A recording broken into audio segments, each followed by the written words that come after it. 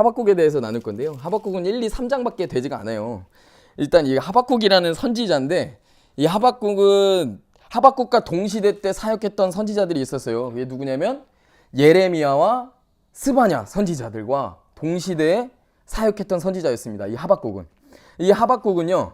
북이스라엘과 남유다가 있었잖아요. 근데 이 북이스라엘이 붕괴가 되고 남유다 끝물에 활동했던 선지자가 이 하박국이라는 선지자예요. 이 사진을 보시게 되면은 그 지도를 보시게 되면 제가 그냥 동그라미를 쳐놨습니다. 하박국은 3장밖에 되지 않는데 이 3장의 내용의 깊이는요 정말 깊습니다. 저는 정말 깊어요. 그래서 그냥 개인적으로 저는 하박국을 보면서 대한민국 상황과 너무 똑같다라는 느낌을 계속해서 받습니다. 이 하박국 선지자가 활동했던 때의 왕의 이름은요 여호야김이라는 왕입니다.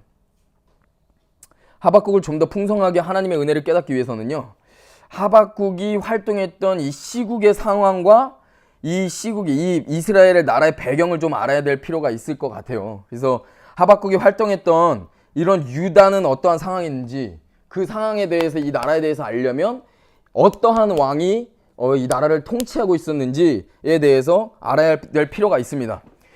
일단 그 사진 가운데 그 왕 계보가 있죠.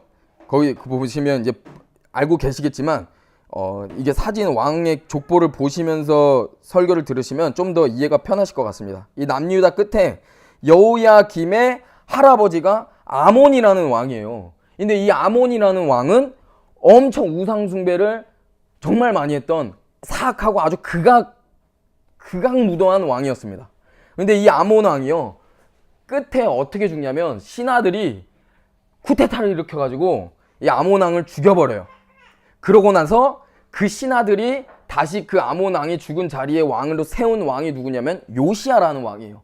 이 요시야는 아몬의 아들이거든요. 근데 이 아들 요시야라는 왕은요 이스라엘 왕들 가운데 몇 안 되는 선한 왕이었습니다. 가장 선한 왕이라고 말할 수도 있어요. 왜냐하면 다윗도 지키지 않았던 6월절까지 지킨 왕이었습니다. 이 요시야 왕이 왜 중요하냐면요. 이 요시야 왕 때 요시야가 이제 아몬의 아들이다. 근데 이 요시야가 왜 중요하냐면요.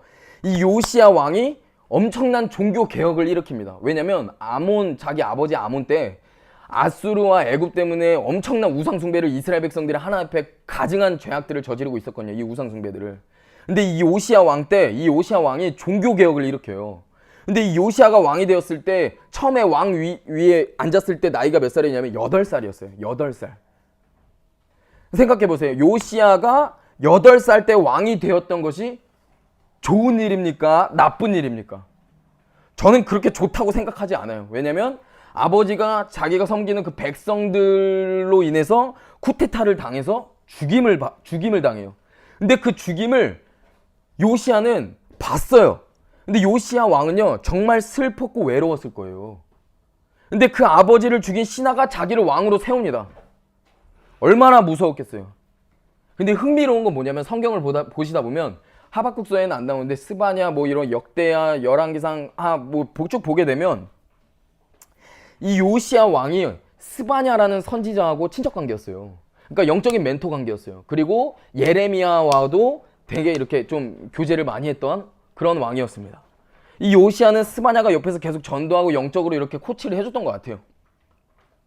그러다가 통치 8년 만에 그러니까 16살이죠. 그때 여호와를 찾기 시작하면서 통치 12년 만에 요시야가 20살이 되자마자 종교개혁을 막 일으킵니다. 이스라엘 땅 가운데. 근데 이 종교개혁이 어느 정도까지 크게 실시됐냐면요.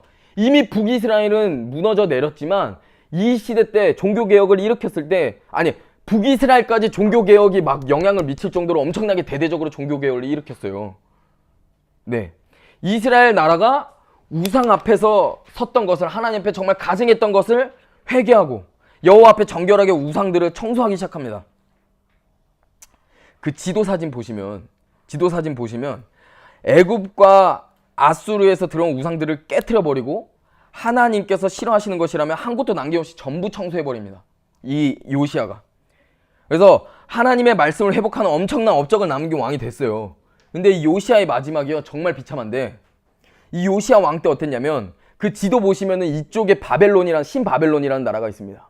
근데 이 신바벨론의 나라가 이때 당시 때 막 점점 커지고 있을 시기였어요. 근데 이 바벨론이 커지면서 연합 군대를 만듭니다. 이 연합 군대를 만들어서 옆에 있는 아수르라는 나라를 쳐요. 그래서 아수르가 무너지게 됩니다. 아수르가 그렇게 망해요.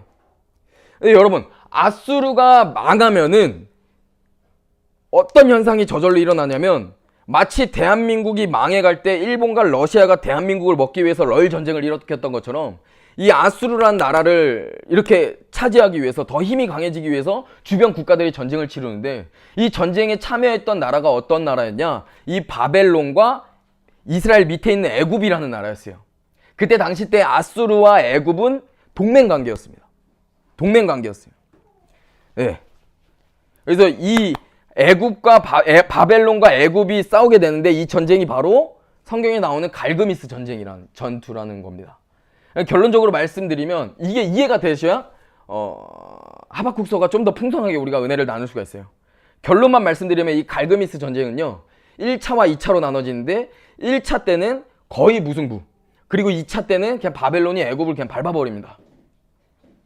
근데 여기서 유다 백성이, 유다가, 요시아가 자기가 낄 때 안 낄 때를 구분 못하고 요시아 왕이 갑자기 끼게 돼요.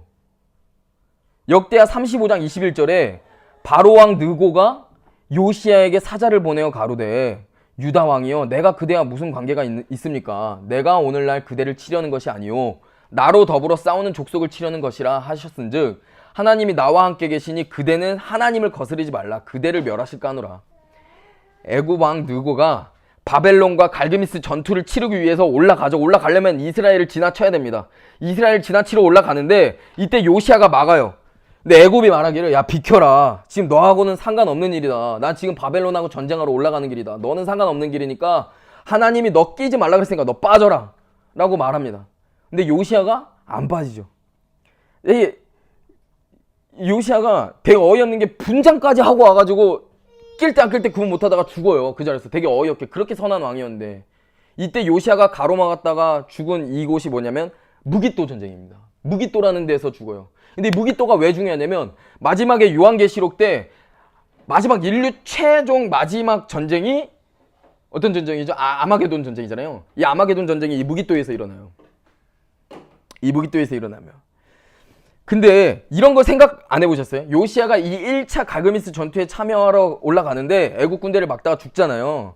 그렇게 하나님이 막지 말고 싸우지 말라고 말씀하셨는데, 그렇게 선하고 그렇게 종교개혁까지 엄청나게 많은 업적을 이룬 요시아 왕이 낄 때 안 낄 때 구분 못하다가, 불순종하다가, 분별하지 못하다가 분장까지 하면서 싸우다가 죽어요. 근데 이 이유에 대해서는 성경에 정확히 나오지 않거든요.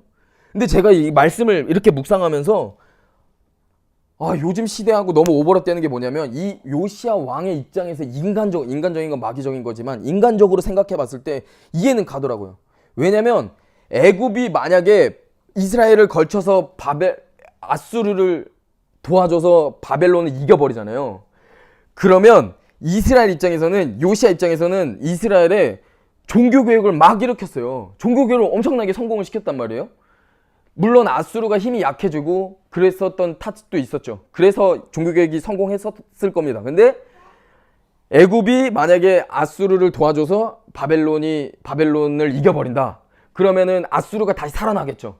그러면은 전에 섬겼던 그런 잡신들, 귀신들을 다시 이런 압박을 통해서, 정치적인 압박을 통해서 다시 섬기게 될까봐, 그게 두려워서 자기가 이뤄냈던 그런 종교적인 업적들, 왕으로서 업적들이 다 무효가 될까봐 하나님 음성 제끼고 불순종함으로 인간적으로 선한 마음에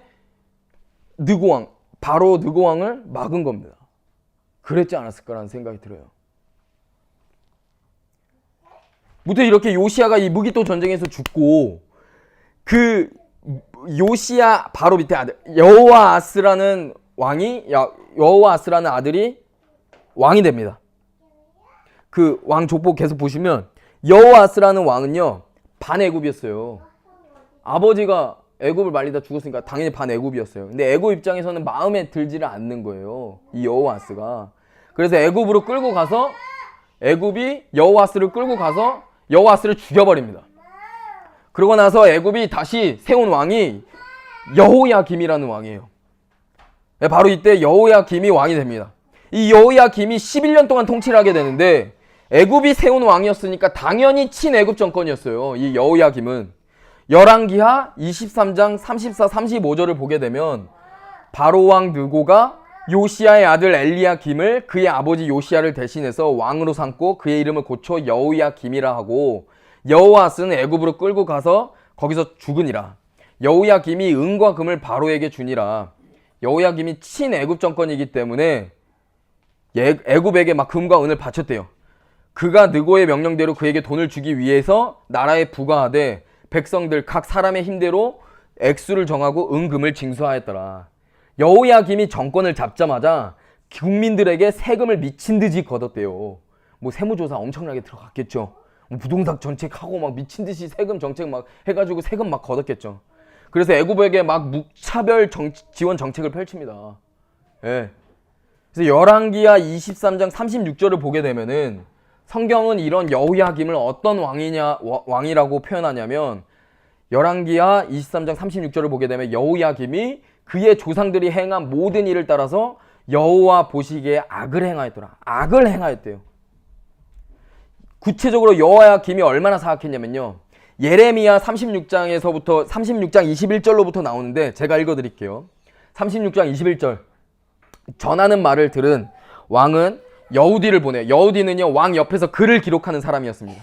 이 두루마리를 가져오게 했더라. 하나님의 말씀이 적혀있는 두루마리를 가져오게 했다. 여우디가 서기관 엘리사마의 방에서 그 두루마리를 가져다가 왕과 왕의 곁에 서 있는 모든 고관들 앞에서 낭독하여 들려줬다. 하나님의 말씀을 들려주었대요.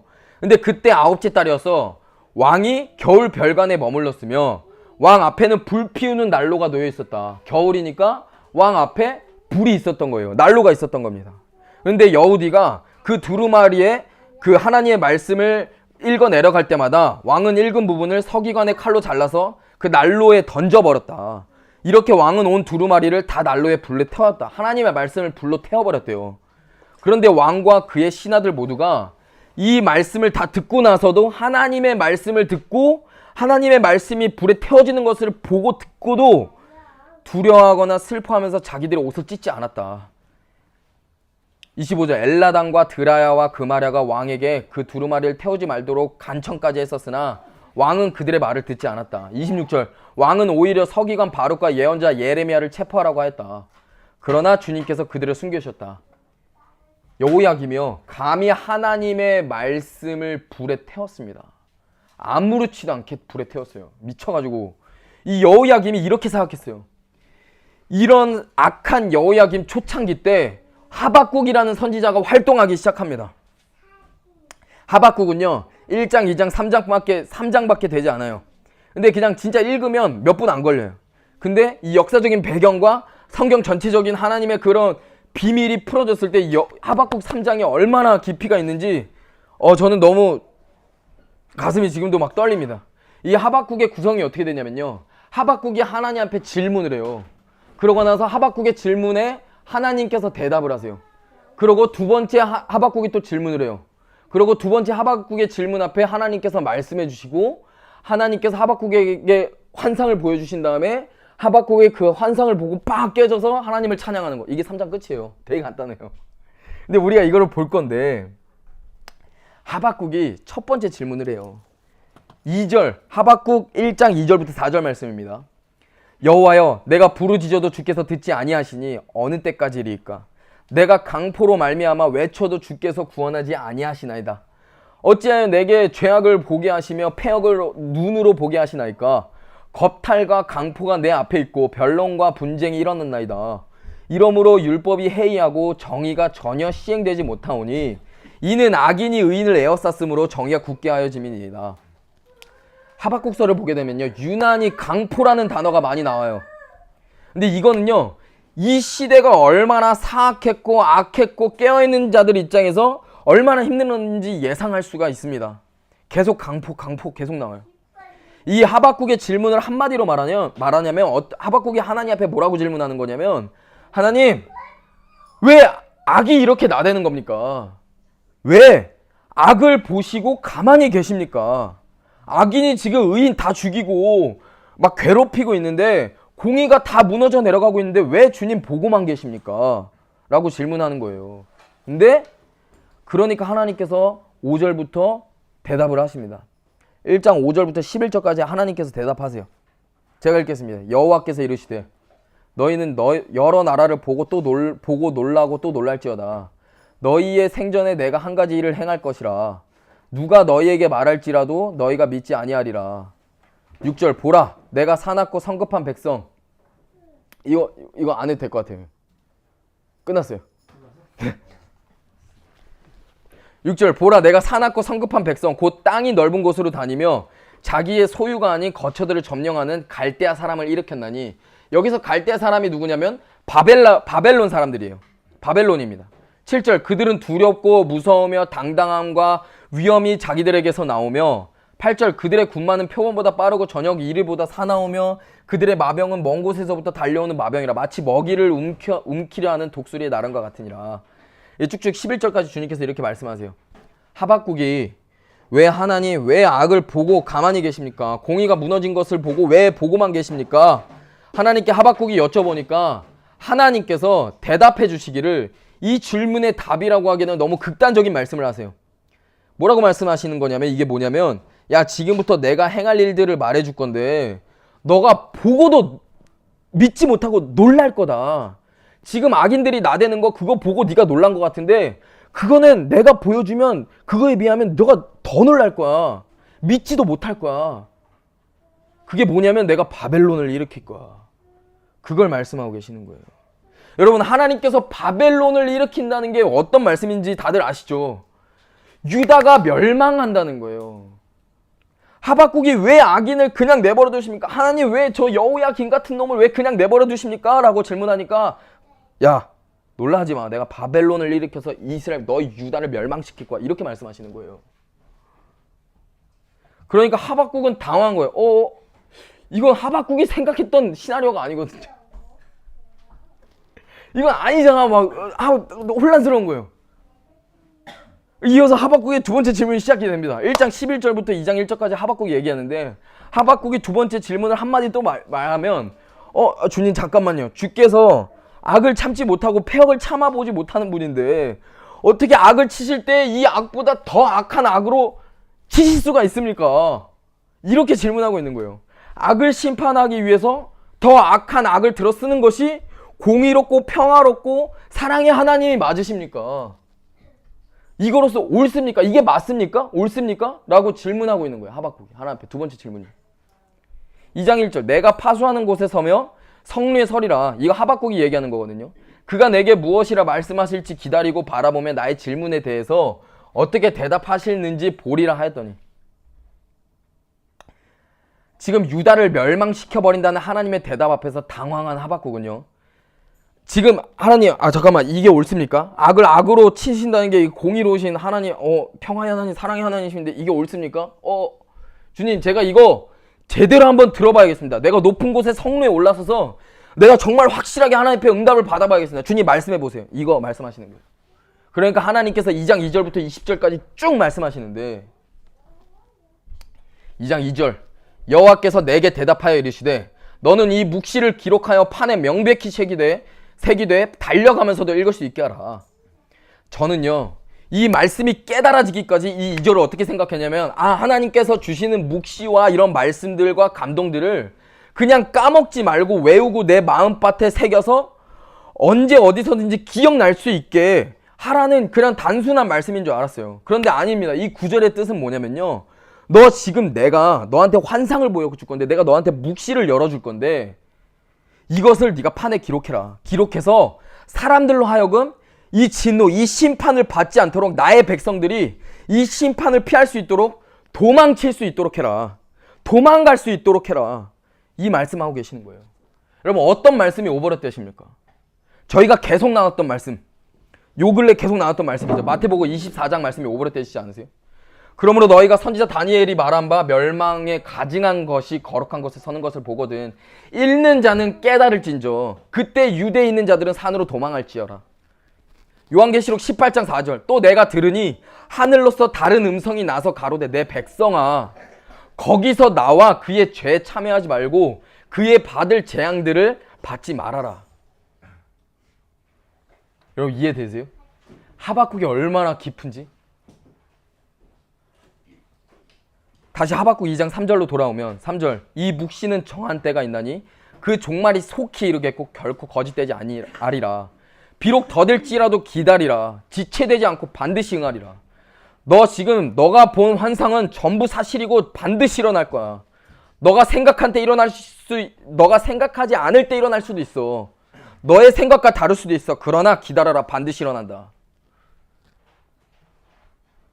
제가 한 3, 4개월 전에 성업이 형하고 얘기하면서 교제하면서 성업이 형하고 이런 얘기를 했었어요. 하나님께서 주시는 이런 심판 관련된 말씀을 듣고 우리가 생각했던 때에 일어나지 않을 수도 있다. 그러나 우리가 하나님께서 정령 이 말이라고 말씀하셨다. 그때 사람들은 우리를 비웃고 조롱하고 막 욕하고 손가락질하고 틀렸다라고 말할 수도 있다. 근데 우리가 이 메시지를 전하는 것은 하나님께서 반드시 이루겠다고 말씀하셨다. 솔직히 그런 상황이 됐잖아요. 좀 더 볼게요. 하박국 4절 볼게요. 2장 4절. 보라, 그의 마음은 교만하며 그 속에 정직하지 못하나 의인은 그의 믿음으로 말미암아 살리라. 여러분, 의인은요, 이것을 믿는 자들이 의인이라고 주님께서 말씀하시는 거예요. 이 4절이 정말 중요한 구절인데 너무 많이 들어본 구절이잖아요. 의인은 믿음으로 말미암아 살리라. 너무 많이 들었던 말씀인데 이 말씀을 그냥 많은 분들이 그냥 예수님을 예수님 믿어 끝이에요. 그냥 그러고 자기가 믿었다고 말했으니까 천국 간대요. 여러분 이게 맞아요? 이게 맞습니까? 이게 그렇게 간단하고 쉬운 게 아니에요. 하박국을 통해서 오늘 여러분들이 깨닫기를 소망합니다. 하박국의 인간적인 생각으로는요, 그냥 여호야김 정권만 무너져야 돼요. 북한 정권만 무너져야 돼요. 대한민국 그냥 인간적인 생각으로 보면 대한민국 부흥이라고 하면 그냥 하나님께서 역사하신다고 하면 대한민국 가운데 그냥 복음으로 통일돼야 돼요. 김정은 정권 무너져야 돼요. 이게 하박국의 인간적인 생각이었어요. 믿음 있는 자들이 일어나서 승리하고 싸우자. 부흥을 위해서 싸우자. 믿음 있는 자들이 하나님의 이름으로 막 믿음으로 일어나서 싸우기 시작하면 하나님 뜻과는 전혀 상관없이 그냥 승리할 거다. 이거 말도 안 되는. 자기 틀에 갇힌 그런 부흥.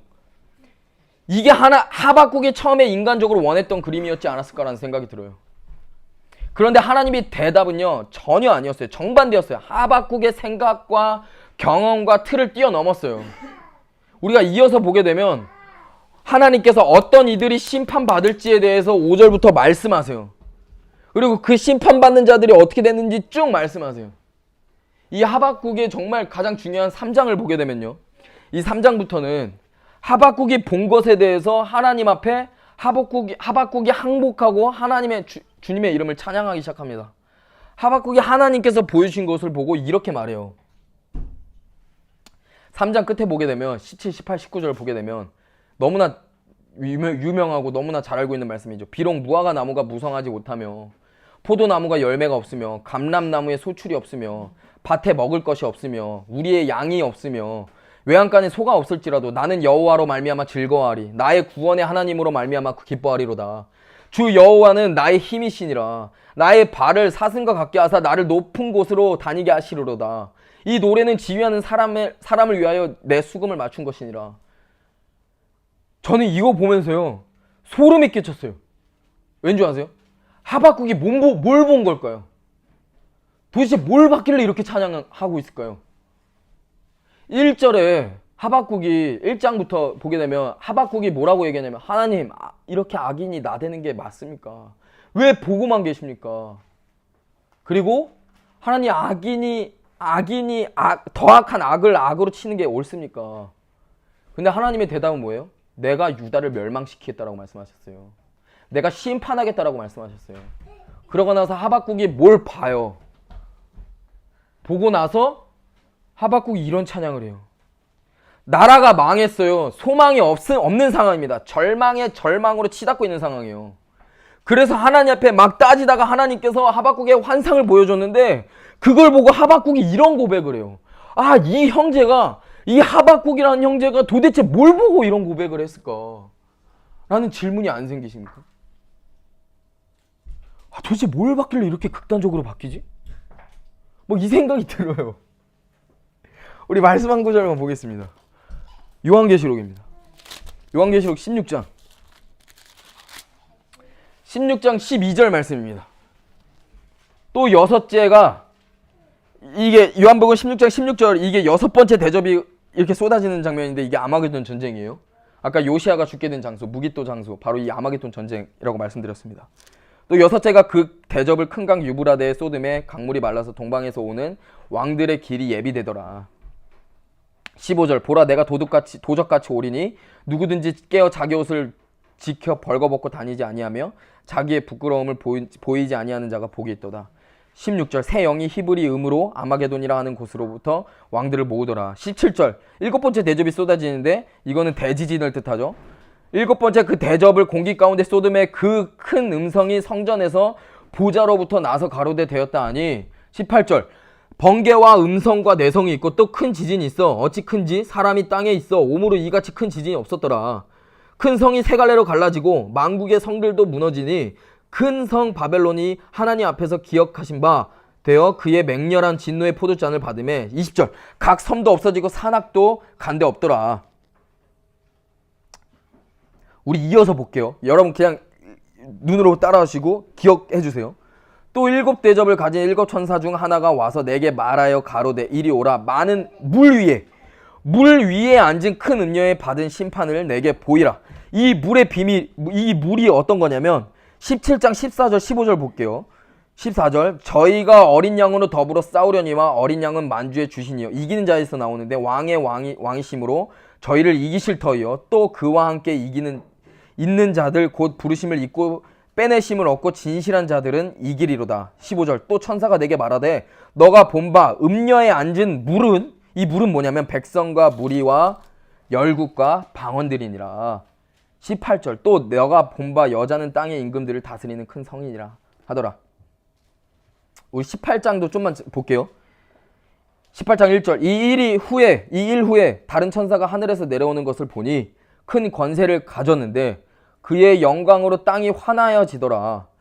힘센 음성으로 외쳐 가로되 무너졌도다 무너졌도다. 큰 성 바벨론이여 귀신의 처소와 각종 더러운 영에 모이는 곳과 각종 더럽고 가증한 새에 모이는 곳이 되었도다. 4절, 또 내가 들으니 하늘로서 다른 음성이 나서 가로되 내 백성아 거기서 나와 그의 죄에 참여하지 말고 그의 받을 재앙들을 받지 말아라. 우리 20절 한 구절만 더 보겠습니다. 하늘과 성도들과 사도들과 선지자들아 그로 인하여 즐거워하라. 하나님이 너희를 신원하시는 심판을 이렇게 하셨음이니라. 이게 심판하시는 이유예요. 우리 누가복음 한 구절만 보겠습니다. 누가복음 21장. 예수님께서 이 마지막 때에 대해서 말씀하시는 구절인데요. 21장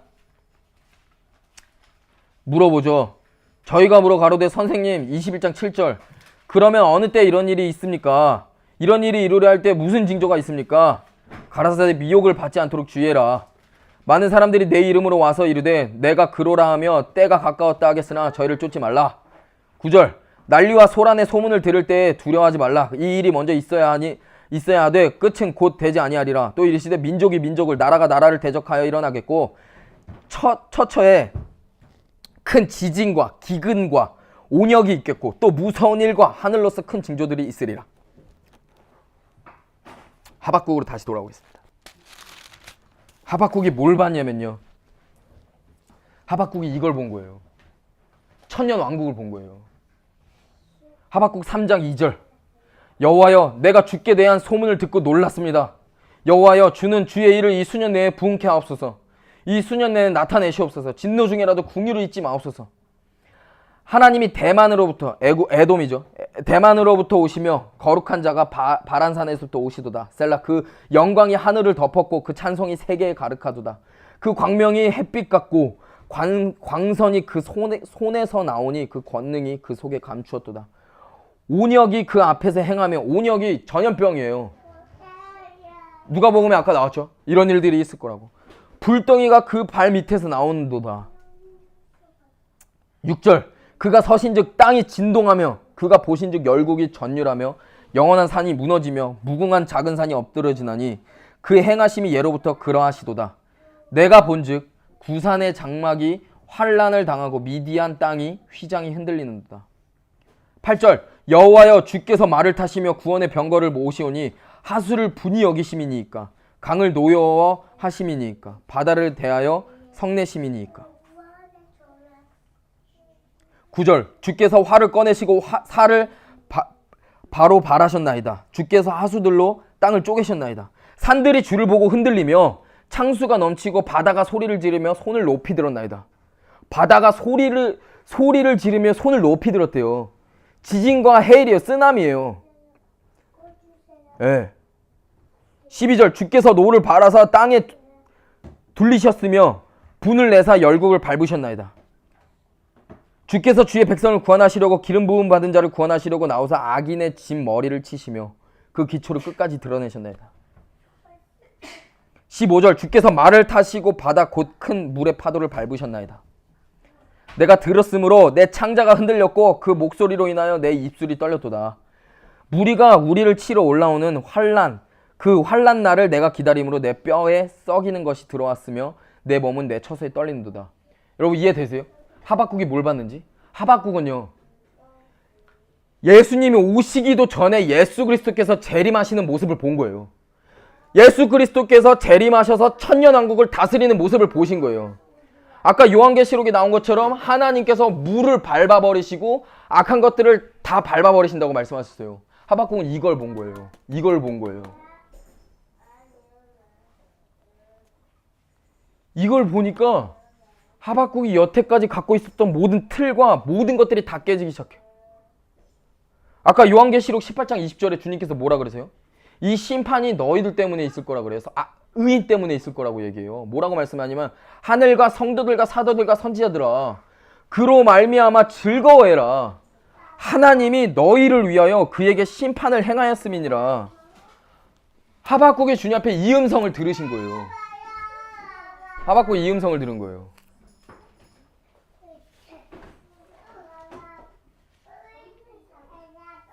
성경의 모든 선지자들은요 이걸 본 거예요. 예레미야도 이걸 봤고 하박국도 이걸 봤고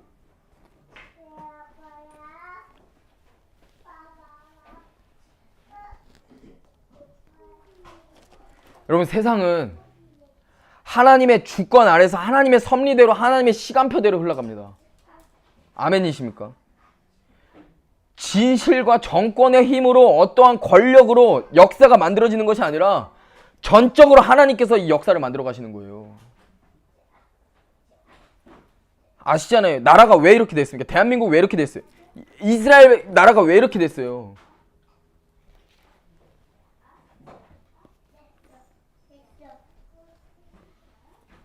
의인은 믿음으로 말미암아 산다라고 말씀하셨습니다. 진짜 의인이 뭐냐면 제가 하박국 1, 2, 3장을 묵상하면서 의인은 오직 믿음으로 말미암아 살리라 이 말씀이 정말 티끌만큼 깨닫기 시작했어요. 뭐냐면 이걸 믿는 거예요. 천년 왕국을 믿는 거예요. 천년 왕국을 보고 그거를 믿는 자가 의인인 거예요. 이 믿음으로 말미암아 사는 거예요.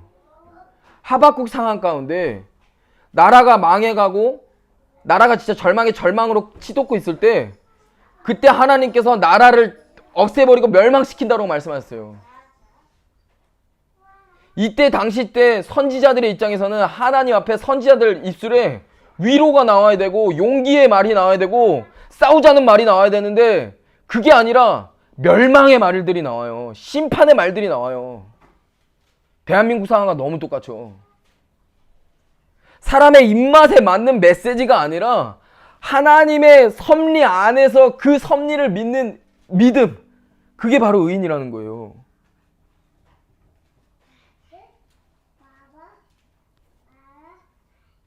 여러분 의인이라고 해서 세상에 지금 이 타락한 교회들이 우리 막 그 의인들을 막 히어로 취급해주지 않아요. 영웅 취급해주지 않아요. 어느 시대 간에 하나님의 사람들은 그러지 않았으면 좋겠지만 핍박이 훨씬 더 많았어요. 사람들이 인정받지 못하고 진짜 주기철 목사님 봐봐요. 출교 당하잖아요. 교단에서 쫓겨나요. 그 시대에 사람들이 듣고 싶은 메시지가 아니니까. 그 시대에 사람들한테 필요한 메시지가 아니니까. 그러니까 인간적으로 필요한 메시지가 아니니까. 위로의 메시지가 아니니까.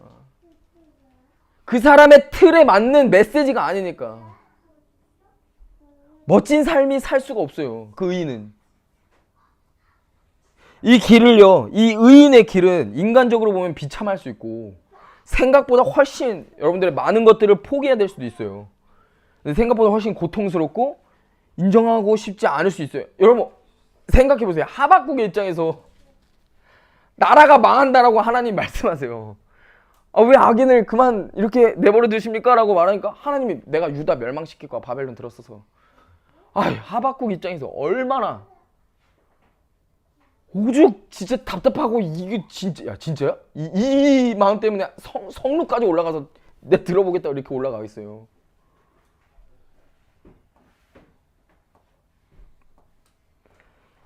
모든 것들을 내려놓고 주님 오십시오. 주님 천년 왕국을 제가 꿈꿉니다. 주님 어서 오십시오. 이 땅의 적그리스도로 어서 와서 밟아주십시오. 주 예수여 어서 오십시오. 하박국은 이런 고백을 한 거예요. 진짜 주의 지성소에 들어가는 자들이 바로 이러한 자들이에요. 이들이 의인이에요. 성경 모두가 이걸 말하고 있고요. 저는 진짜 그냥 이 하박국 1, 2, 3장을 깨닫고 묵상하면서 전 막 너무 설레고 벅찼어요. 왠 줄 아세요? 그때는 알 수 없으나 진짜 때가 가까워졌거든요. 그리고 진짜 주님 앞에 서고 싶다라는 마음이 더 이 갈망이 미친 듯이 샘솟기 시작했습니다. 성경이 계속 말하거든요. 이 길이 쉽지 않아요. 사람들과 정반대 길을 걷는 거니까. 근데 저는 여호와 앞에 서려고요. 그리고 하박국이 고백했던 이 찬양이 제 입술에서 진짜 레마의 메시지로 들어와서 이 찬양이 내 입술로부터 하나님 앞에 올려지러지기를 정말 저는 그렇게 되고 싶어요. 여러분들도 그렇게 되기를 소망합니다. 우리 찬양 한 곡 할까요? 우리 아까 마지막으로 들었던 찬양인데 왕의 지성소에 들어가 라는 찬양인데 전 진짜 주님 앞에 주님과 함께하는 이런 하박국이 되고 싶어요. 어떻게 보면 비참하게 느껴지더라고요. 하박국 삶이. 근데 하박국은 왕의 지성소 안에 들어가서 그 하나님의 영광을 봐버린 거예요. 우리 시간 마지막으로 기도하며 나아갑시다. 이 하박국을 보면서 자, 하나님 앞에 기도했던 것이 있는데 그것을 나누고 우리 같이 기도했으면 좋겠습니다. 하박국이 가지고 있었던 그 신학적인 틀과 인간적인 틀과 인간적인 경험, 인간적인 생각들을 뛰어넘는 하나님의 말씀 앞에 하박국은 너무 힘들지만 인정하고 싶지 않지만 인정할 수가 없는 메시지였지만 하나님의 그 말씀 앞에 그 말씀을 인정함으로 순종했습니다.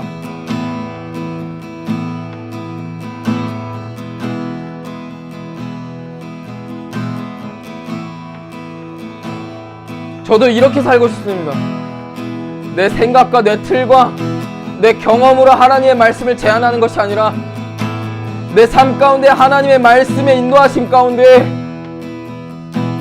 그것을 제안하지 아니하고 주님의 말씀이라면 정말 오직 믿음으로 순종하며 나아가는 그러한 제가 되기를 소망한다고 주님 앞에 기도했습니다.